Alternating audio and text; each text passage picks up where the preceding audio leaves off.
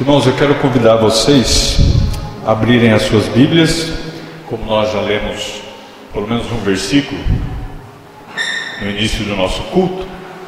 Está em 2 Timóteo capítulo 2. Nosso sermão está em 2 versículos. E depois no final nós vamos fazer o seguinte: nós vamos finalizar olhando o contexto, tá? Então hoje nós vamos fazer um pouquinho diferente.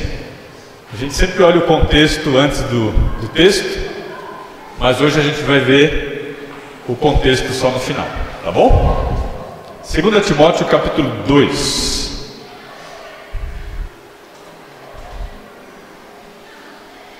Segunda Timóteo capítulo 2, verso 20 e 21.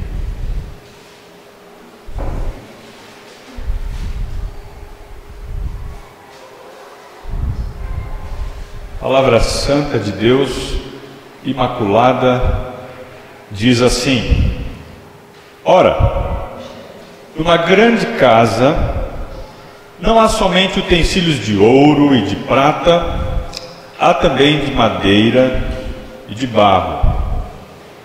Alguns utensílios para a honra, outros, porém, para a desonra.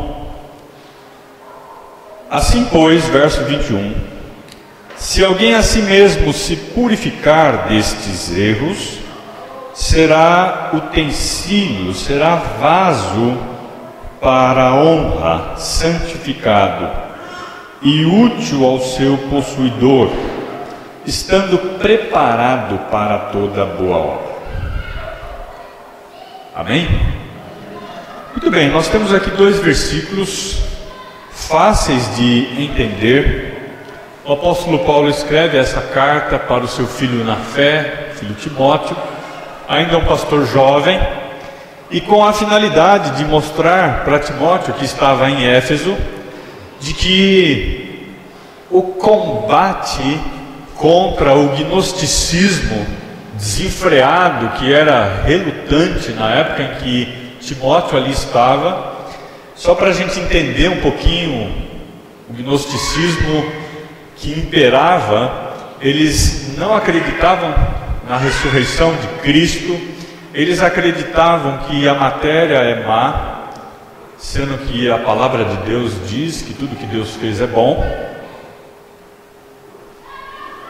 O nosso corpo, a matéria. E o pior é que, além dele ter que combater os falsos mestres, além dele ter que pastorear uma igreja ainda jovem, com um certo medo que ele tinha, ele era mais pacato, o apóstolo Paulo sabe que ele está diante de lobos disfarçados de ovelha. E ele,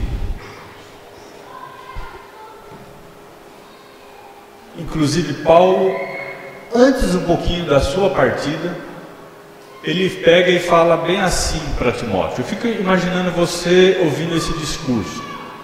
Timóteo, escute bem o que eu vou te dizer. Que quando eu morrer, e Paulo está falando isso para os presbíteros, não é? Aí que o cerco vai fechar. Quando eu partir, é nesse momento em que os lobos ferozes vão invadir a igreja. A gente sabe que um pai de família, ele é muito importante numa família, assim como uma mãe também, assim como um professor na sala de aula. É como aquele ditado, né? Quando o gato sai, o rato faz a festa. E pensando numa igreja sendo atacada diante de todos os lados com essas oposições, o apóstolo Paulo vai falar para Timóteo sobre o que é ser vaso de honra e vaso de desonra. Nós sabemos que tem somente 2 tipos de vasos: Não existe um vaso que vai ficar aí meio termo.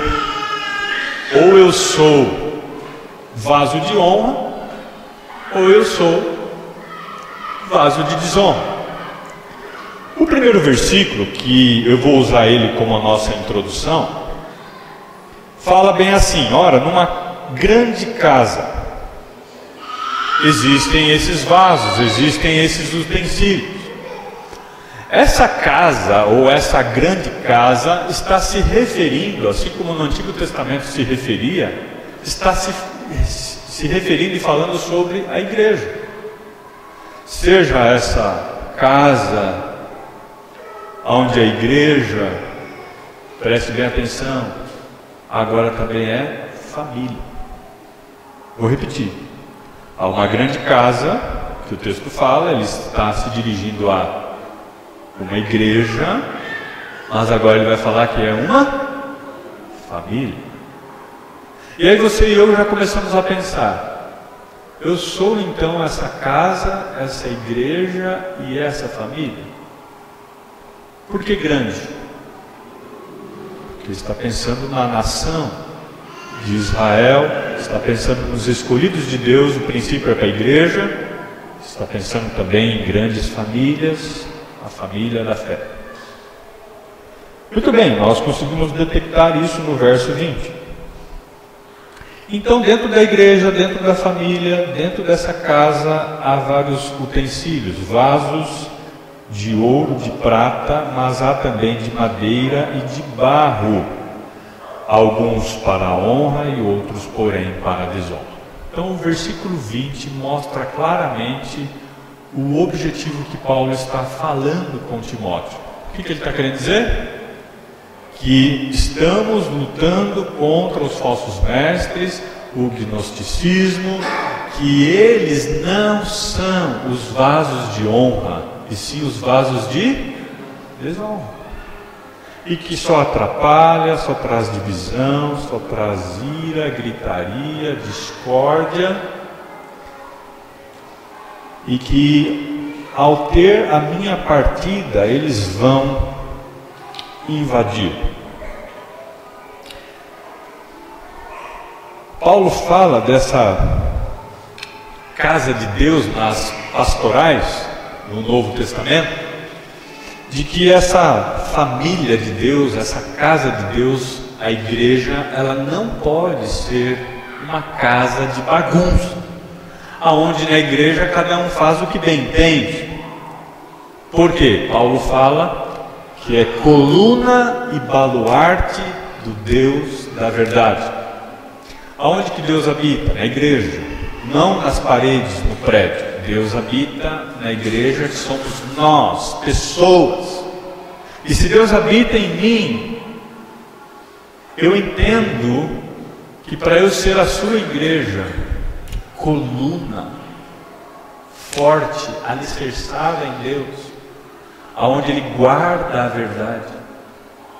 Se o mundo lá fora quer conhecer a verdade, o mundo vai procurar na igreja, mas vai olhar para mim e para você, tudo sujo, imundo, vivendo ao bel prazer. Mas espera aí, aonde que Deus guardou a verdade? Na igreja não está.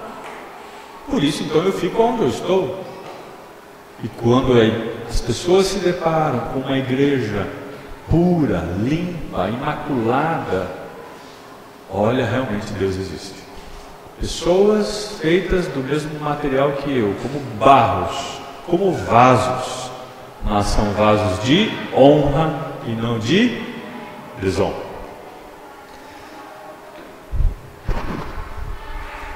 Pensamos na igreja de Éfeso, mas pensamos também hoje na nossa igreja missionária. Igreja espalhada hoje pelo mundo todo, como nós vimos no vídeo, igreja perseguida. Aonde estão os vasos de honra e aonde estão os vasos de desonra? Onde estão os crentes que têm essa marca? Cada membro é um vaso. Cada cristão é um vaso. E vocês têm a oportunidade de conhecer eu como vaso, E eu tenho a oportunidade de conhecer vocês como vaso. Eu até procurei lá em casa um vaso para mim quebrar ele aqui na frente hoje. Mas eu não achei. A minha esposa gosta de flores, ela tem vários vasos e ela então não deixou quebrar nenhum deles, certo? Mas a tradução, quando fala sobre vasos de desonra, imagine, eu não consegui trazer o vaso, mas eu ia pegar e ia soltar ele aqui e ele ia cair tão bonitinho e não ia quebrar. Imagina, claro que ia virar pedaços, não é? Mas é essa a tradução, é essa a ilustração de que um vaso de desonra, ele é um vaso totalmente quebrado, ele é inútil, ele não tem serventia nenhuma. Então quando Paulo está falando para Timóteo, olha, ou eu sou um vaso não quebrado, de honra, ou eu sou um vaso de desonra, despedaçado. Porque o versículo 21 agora vai explicar o que é esse vaso de honra. E nós vamos poder nos avaliar como igreja, coluna de Deus, que é o baluarte da verdade, é onde Deus guarda a verdade, de sermos esses vasos de honra, de sermos experimentados e usados por Deus. Então vamos lá. O verso 20 dividiu dois tipos de vaso na igreja, que são os membros da igreja, e tem dentro dessa casa, dentro dessa igreja, aqueles que são e aqueles que não são de Deus. Em Éfeso era assim. Hoje também nas igrejas é assim. E esse princípio se aplica para nós. Que vaso eu sou? Será que eu tenho sido um vaso de honra? Claro, todos nós queremos ser. Será que tenho sido um vaso de desonra? E por quê? É um assunto muito sério, preciso de se falar nas igrejas. As pessoas até se cumprimentam, né? Oi, varão. Oi, vaso. Será que realmente são ou não são? E juntamente olhando para o texto, sem desvios, o verso 21 que nós já lemos diz assim: assim pois, se alguém a si mesmo se purificar. Olha só que interessante o que o texto trata. Uma pessoa que se purificar destes erros, nós já vamos falar. Se purificar de que erro é esse? Lembra que eu falei que hoje nós vamos fazer diferente? A gente sempre olha o contexto e depois olha para o texto. Hoje nós estamos olhando para o texto, depois nós vamos olhar o contexto. Mas nós conseguimos entender que para ser um vaso de honra a pessoa precisa estar purificada. Por isso que o versículo continua e diz assim: será utensílio para a honra. Então ele vai mostrar aqui para nós, Paulo falando para o seu filho Timóteo, o que é um vaso de honra, como que ele se transforma num vaso de honra, como ele é funcional. E aí mostra claramente no texto, Mateus já colocou, o vaso de honra, em primeiro lugar, ele é convertido, ele é santo. A palavra santo tem a ideia de ser separado, purificado, uma tradução mais profunda, mais abundante. O crente de honra, vaso de honra, ele é consagrado. O que é ser um cristão consagrado? Que vem essa ideia de purificado, de santificado. Eu não sei se vocês já viram como é que faz um vaso, mas vamos lá. O tempo dá para a gente explicar isso. O camarada, que é o oleiro, que mexe com o barro, que faz o vaso, ele vai lá, pega aquele monte de barro, amassa aquele barro, tem um negócio assim meio, parece um prato assim com um pino de ferro, ele finca aquele barro ali naquela agulha gigante e vai rodando com o pé. Naquela época não tinha motorzinho, né? Era no pé mesmo, e vai mexendo naquele barro e vai tirando as impurezas, folhas, pedras, fio, cabelo, plástico, pedra, e vai tirando as impurezas para que aquele barro fique santificado, fique limpo. Porque você não vai fazer um vaso com um monte de lixo, correto? Depois que você limpa aquele barro, você vai moldar e vai fazer o vaso. Depois que você faz o vaso, você coloca ele para secar, coloca ele no sol, coloca ele na sombra. Depois ele vai para o fogo, vai para o forno. Assim é a nossa vida, que Deus vai limpando, purificando. Coloca em banho-maria, acabou de se converter, primeiro amor, mas depois pega esse vaso que somos nós e nos prova no fogo. Sim ou não? Sim.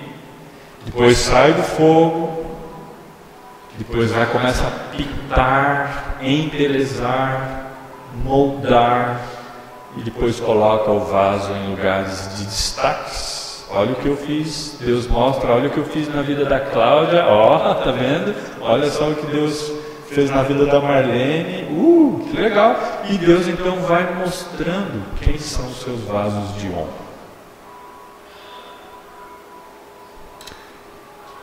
E o texto fala então que esse vaso ele tem que ser santificado. O vaso santificado, ele não só tem essa conotação de que ele foi separado para determinado serviço. Tem o vaso que foi separado para ser aquele que não vai colocar terra dentro. Tem outros vasos que vão colocar somente água dentro.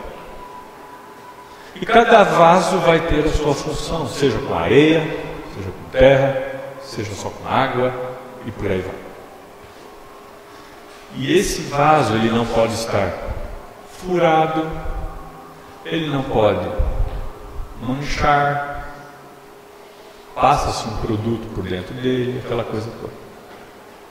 E essa ideia de separado, consagrado, eu fico imaginando Deus olhando para nós como vasos, né? Esse vaso consagrado, ele coloca Deus sempre em primeiro lugar.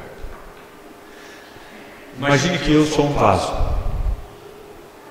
No momento em que eu me converti, eu chego para Deus e digo: Deus, as minhas atitudes agora serão diferentes. Eu não vou fazer mais a minha vontade no trabalho, eu vou fazer a sua vontade. O meu relacionamento com meu pai, minha mãe, meus filhos, meus irmãos, meu cônjuge será totalmente diferente. Eu não vou fazer mais as minhas vontades, mas eu irei fazer a sua vontade. Não é só a questão de estar limpo, de pertencer a um dono, de estar puro, de mente, de coração, mas ele sabe que na sua história de vida, Deus tem que ter a primazia, o primeiro lugar. Ele não vai pensar em lucro desonesto, em ter uma profissão, um namoro com outras intenções. As suas finanças, os seus estudos, os seus trabalhos, o seu casamento, tudo que envolve nele, Deus está na frente. Ele é secundário. Eu farei para Deus, com Deus, para Ele receber a primazia. Isso começa a levar o meu coração e o seu coração como vasos de que nós realmente precisamos avaliar a nossa consagração a Deus. a nossa inteireza de coração para Deus, de não termos nenhuma outra intenção a não ser honrá-lo, não termos amores ou dissabores, de respirar o Senhor, de andar no Senhor, com o Senhor, de ter essa convicção de que eu sou dele. Eu não posso ter conflitos diante da sua verdade. Eu preciso praticar a sua verdade, ter prazer na lei do Senhor, como o salmista fala, de dia, de noite, de tarde, de madrugada. De ser esse vaso consagrado e não um coração mundano. E o mais interessante é que esse vaso consagrado, ele tem Deus como amigo, ele tem Deus como seu servo, e por isso ele serve. Deus trabalha no coração do servo, do vaso, para depois ele trabalhar para o seu Senhor. Eu não posso fazer mais nada da minha vida que saia da vontade de Deus. Eu tenho que fazer o que está dentro da sua vontade. Eu já vi pessoas que se converteram e estavam noivos e terminaram o noivado para poder fazer a vontade de Deus. Eu já vi pessoas que se converteram, que estavam em determinado emprego, abandonaram aquele emprego para estar no outro emprego. Irmãos, é algo muito sério, de que quando nós falamos de sermos vasos de honra, ou eu sou, ou eu não sou, não tem meio termo. Sim ou não? Eu não vou fazer o que o mundo aplaude. Eu não vou fazer o que o mundo tem os seus interesses. Eu não vou me misturar, porque ele foi separado do lixo. Ele não pode se mundanizar. Claro que nós temos que nos contextualizar no mundo em que nós vivemos. Talvez andar na moda que o mundo anda, sem se mundanizar. Talvez estar em determinados lugares que o mundo proporciona, que a gente tem que trabalhar, mas não se misturar. É como água e óleo. Não se combina, muito mais falando entre luz e trevas. Ah, mas eu vou lá para evangelizar. Vai com essa.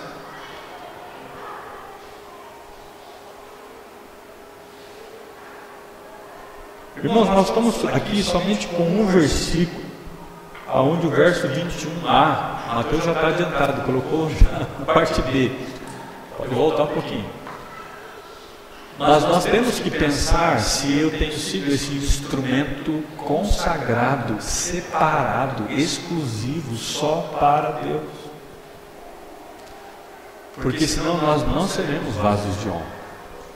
Isso porque é o item número 1. Falta o 2, falta o 3. A gente poderia passar a noite estudando mais, onde o contexto vai trazer mais critérios ainda. Mas o verso 21, parte B, ele fala que esse vaso de honra, além de ser santificado, como Mateus colocou ali, ele também é útil.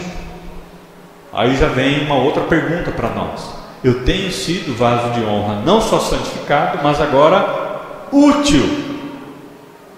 Nós estudamos no mês passado sobre a vida de Filemão, lembram? Onde ele era um homem inútil, mas por ter se convertido, o apóstolo Paulo fala dele no verso 13 de Filemão, de que ele agora é um servo, um vaso útil. Paulo fala, olha, ele é um homem que foi transformado por Deus, e me é útil aqui, em algemas. Ele nasceu em algemas, eu preso, servo de Deus, mas agora ele também é útil e poderá ser útil para você aí, Filemão. E Filemão aceita o desafio e Onésimo então passa a ser esse vaso que é o que nós estamos falando agora. Irmãos, dá para perceber claramente quem é o servo útil e quem não é. E útil aqui está no sentido de, sabe quando acaba o culto? Eu começo a perceber alguns vasos aqui na igreja úteis. É aquele irmãozinho mesmo que pega na vassoura, pega no rodo, que fecha os vidros, que vai lá no banheiro catar o lixo. Esses irmãozinhos aí que o texto fala que vão diaconizando dentro da igreja. Tipo, tira o pó do banco, que vem nas faxinas. Como tem sido tão gostoso ver os irmãos da igreja que limpam a igreja. Isso contagiou a nossa igreja. Antes não tinha quem fazia isso, hoje quase todo mundo pode estar fazendo. E esse vaso útil é esse que vai limpar, que vai ficar ali na porta, do lado de fora. Quando a criança quer ir no banheiro, ele vai lá, olha, aqui é o banheiro. É aquele irmão que quando precisa de alguma coisa, ele está ali à disposição. A gente tem escada aqui, às vezes vem alguém debilitado, o irmãozinho vai lá e se dispõe. Porque o vaso de desonra, como diz o texto, ele é totalmente sujo, ele não está nem aí com a pureza, com a santidade. O vaso inútil, que é de desonra, ele não faz absolutamente nada na igreja.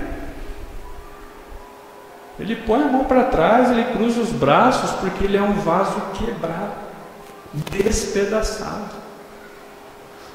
O pessoal pode estar passando do lado dele, pode cair o que for. Ele diz: eu estou aqui, não sirvo para nada e não vou fazer absolutamente nada. E a gente sabe que no mundo em que a gente vive, quantos se levantam, se dizem cristãos, que as pessoas chamam de vaso. Pode chamar de vaso à vontade, ô vaso, mas de honra não é. Porque ele é útil, ele está sempre trabalhando, ministrando, se envolvendo, ele realiza, ele ministra, ele ora. Ó, irmãos, precisamos orar pelo pedido tal, ele já começa a orar, nem espera o pastor falar para ele se pode ou não. Tem um mutirão, não, conta comigo, põe meu nome no primeiro na lista. Ele não murmura, ele não reclama, ele não atrapalha, ele não se ira, ele não faz fofoca. É interessante. Ele não está em confusões, em panelinhas. O objetivo dele é tirar o lixo e não trazer mais lixo. Então, irmãos, que nós, mais uma vez, olhando para o texto, no verso 21, parte B, nós percebemos que precisamos nos unir para lavar a louça, para poder orar com o irmão, para poder participar das reuniões, de ter esse zelo, esse cuidado. Isso começa dentro da nossa família. Por isso que nós vimos no texto que fala que há uma casa grande, que está se referindo à igreja, referindo sobre famílias. E na nossa família a gente tem que ser hábil, nós precisamos nos envolver, ajudar. Amém? Assim também como a família da fé. E no verso 21 nós temos aqui agora mais uma credencial do vaso de honra. O verso 21 fala: ele é útil ao seu possuidor, tanto para agregar água que vai colocar dentro dele, ou terra, ou carvão, ou pedras. Ele é útil, ele não é quebrado, furado. Mas o texto também fala: estando esse vaso preparado para toda boa obra. Olha só que interessante. O vaso, além dele estar santificado, consagrado, além dele estar também sendo útil, ele está pronto, preparado. E o que é estar preparado? Fiz uma lista aqui. Ele está preparado no sentido de dar uma aula mesmo naquilo que ele faz. Ele tem que estar apto.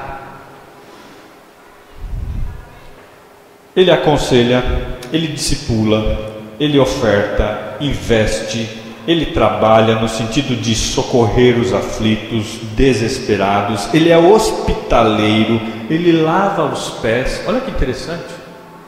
Lavar os pés aqui é ter uma vida de humildade. Não, tudo bem. Eu errei, eu me submeto.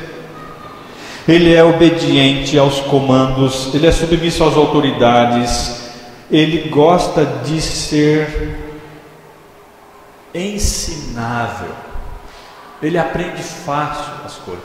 O livro de Provérbios fala que se você vai dar conselho para o tolo, ele vai ficar bravo com você.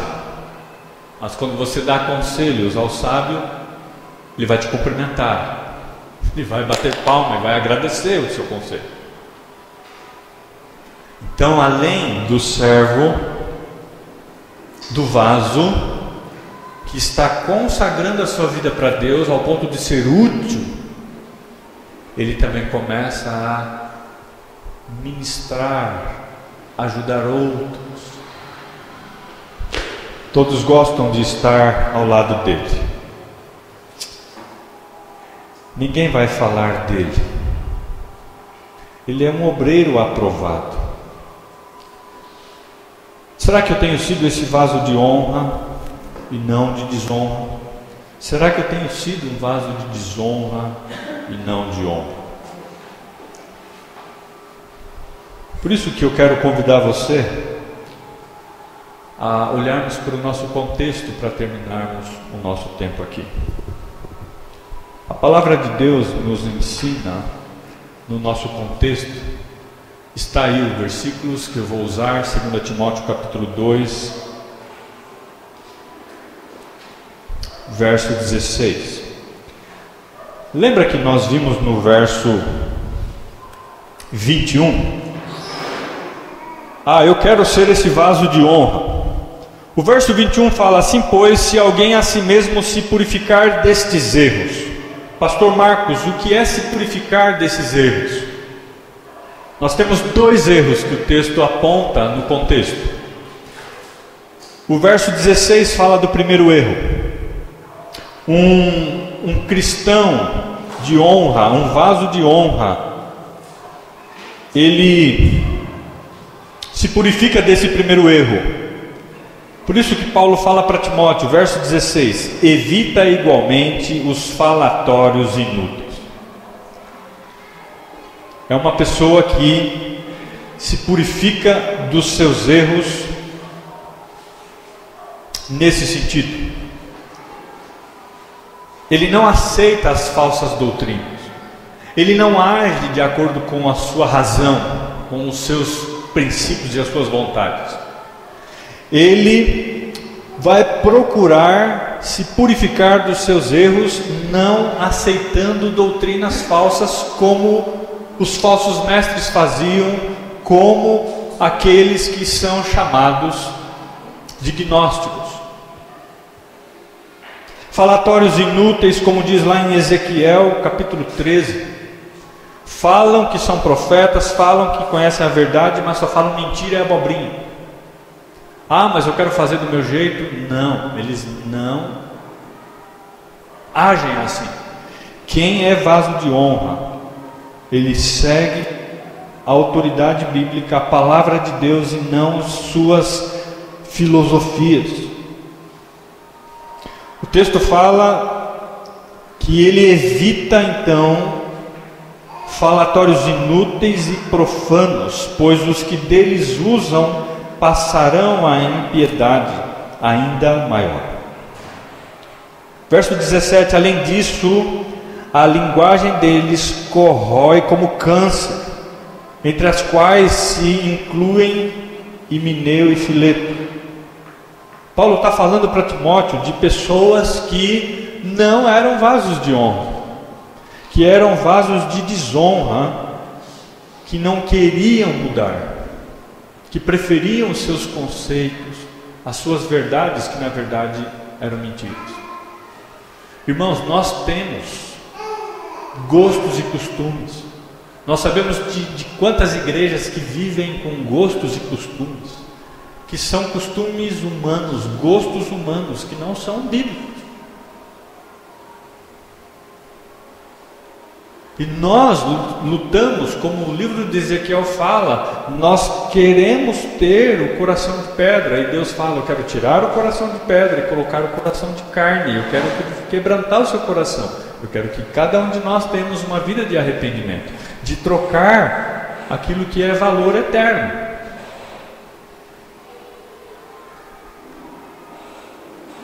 Eu esqueci o nome daquele pastor da Igreja Batista, lembrei.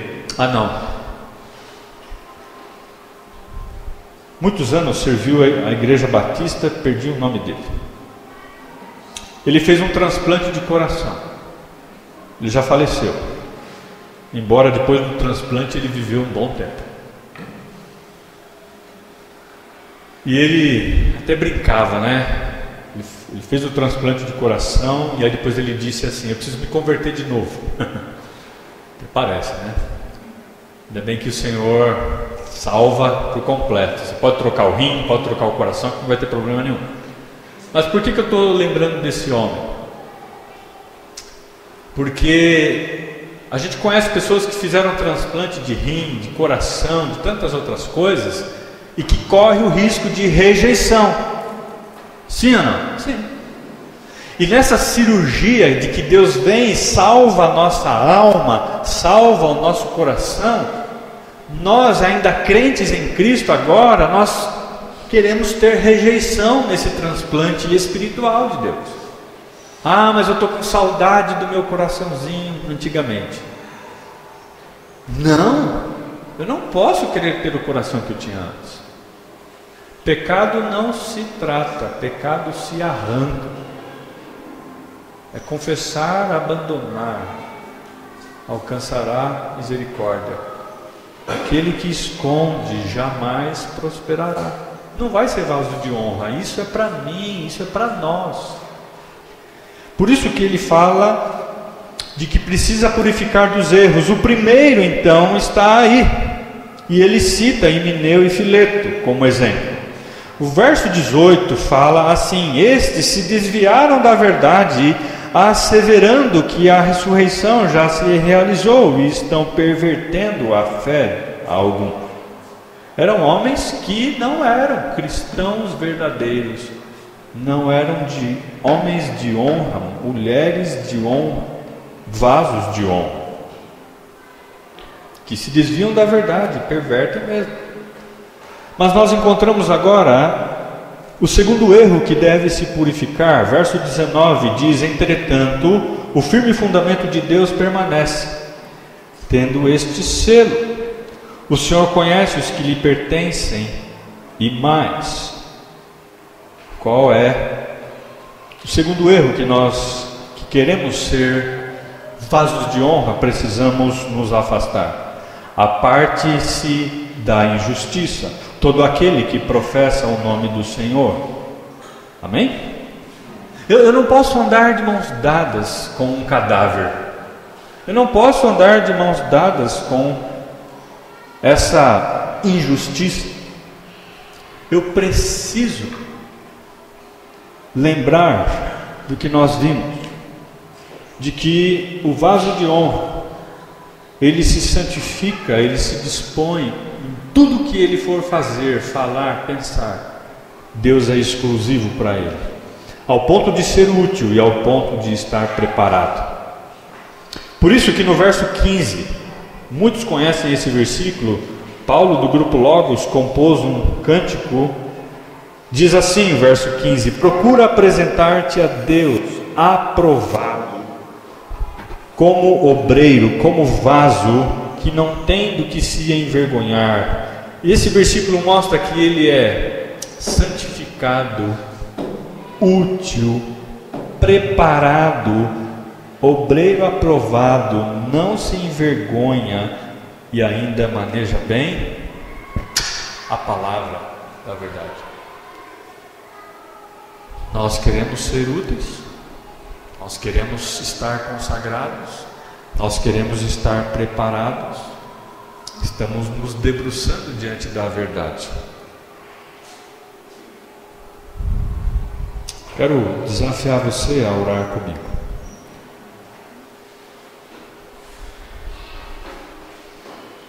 Senhor, estamos chegando no final do ano e logo começa um outro ano. Muitas pessoas vão querer viajar, passar a virada do ano de branco, de amarelo, ou seja lá que cor for. Nós sabemos que isso não vai trazer um ano melhor, mas o que nós sabemos, o que nos fará sermos vasos de honra, é abandonarmos doutrinas falsas, é abandonarmos a injustiça, é esquecermos de valores, de filosofias, de princípios humanos, mas nos consagrarmos a Ti ao ponto do Senhor nos transformar para sermos úteis, de estudarmos a Sua palavra e estarmos prontos, preparados para Te servir nas pequenas coisas. Porque se queremos limpar o chão, tirar a poeira, Tua palavra diz em Isaías que nós temos que lamentar dos nossos próprios pecados e nos limpar na cruz. Obrigado porque nós temos Jesus e o Senhor pagou um preço muito caro e o Senhor nos comprou. E hoje, como diz a Tua palavra, Paulo dizendo para Timóteo, Igreja Evangélica Missionária, procure apresentar-se a Deus aprovado, como um vaso de honra, um obreiro que maneja bem a palavra, que não tem do que se envergonhar, que pode encontrar qualquer pessoa na rua e vai mostrar o que o Senhor fez para a glória do Senhor. Nos dê, ó Deus, um coração disposto, alegre, em prazer na Tua palavra, de estar com os irmãos, de cooperar, de se purificar, de se santificar na Sua justiça. E que o nosso alvo de 2021, 2022, até a Sua volta, seja essa casa grande, essa família, essa igreja que honra o Senhor, longe de nós sermos inúteis. Obrigado, ó Pai, porque temos condições em obediência a Ti. Melhor do que fazer a Sua vontade é obedecer. E é no nome de Jesus que nós oramos e agradecemos. Amém. Amém? Vamos nos levantar, vamos louvar ao Senhor.